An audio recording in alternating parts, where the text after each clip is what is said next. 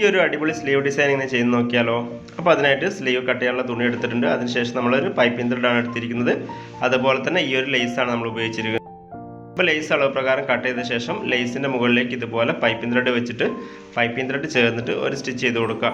അപ്പോൾ ലേസ് ആവശ്യത്തിനനുസരിച്ച് നമുക്ക് ആവശ്യത്തിനുള്ള ലേസ് നമുക്ക് ഉപയോഗിക്കാം. അതിനുശേഷം നമ്മൾ ഇതുപോലെ സ്ലീവിൻ്റെ അടിയിൽ 1.5 ഇഞ്ച് മാറിയിട്ട് നമ്മൾ ഇതുപോലെ ലൈൻ വരച്ച് കൊടുക്കുന്നുണ്ട്. അതിനുശേഷം നമ്മൾ പൈപ്പിംഗ് ത്രെഡ് അടിയിലോട്ട് വരുന്ന രീതിയിൽ ലേസ് മുകളിലാക്കിയിട്ട് ഇതുപോലെ ലേസിൻ്റെ നല്ല ഭാഗം തുണിയിലേക്ക് വരുന്ന രീതിയിൽ ഇതുപോലെ വെച്ചെടുത്ത ശേഷം പൈപ്പിംഗ് ത്രെഡ് ചേർന്ന് ഒരു സ്റ്റിച്ച് കൂടെ ചെയ്തെടുത്തിട്ടുണ്ട്. അതിനുശേഷം നമ്മൾ ഇത് എൻഡ് വശം ഇതുപോലെ ചെറുതായിട്ടൊന്ന് മടക്കിയ ശേഷം രണ്ടാമത്തെ മടക്ക് ലേസിൻ്റെ എൻഡ് വശം കവർ ചെയ്യുന്ന രീതിയിൽ ഇതുപോലെ വെച്ചുകൊടുത്ത് നേരെ പൈപ്പിംഗ് ത്രെഡ് ചേർന്നിട്ട് ഒരു സ്റ്റിച്ച് കൂടെ കൊടുക്കുന്നുണ്ട്. അതിനുശേഷം പൈപ്പിംഗ് ത്രെഡ് പുറത്തോട്ട് കാണുന്ന രീതിയിൽ വെച്ചിട്ട് പൈപ്പിംഗ് ത്രെഡ് ചേർന്നിട്ട് ഒരു സ്റ്റിച്ച് കൂടെ കൊടുക്കുക.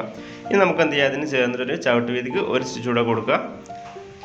അപ്പോൾ ഇത് ആ ഒരു സ്റ്റിച്ച് കൂടെ നമ്മൾ ചെയ്തെടുത്തിട്ടുണ്ട്. അതിനുശേഷം നമ്മൾ അളവ് പ്രകാരം കൈ ഒന്ന് കൂട്ടിക്കഴിഞ്ഞാൽ നമ്മുടെ അടിപൊളിയായിട്ടുള്ള സ്ലീവ് ഡിസൈൻ റെഡി ആയിട്ടുണ്ട്. ട്രൈ ചെയ്ത് നോക്കി ഫീഡ്ബാക്ക് അറിയിക്കുക.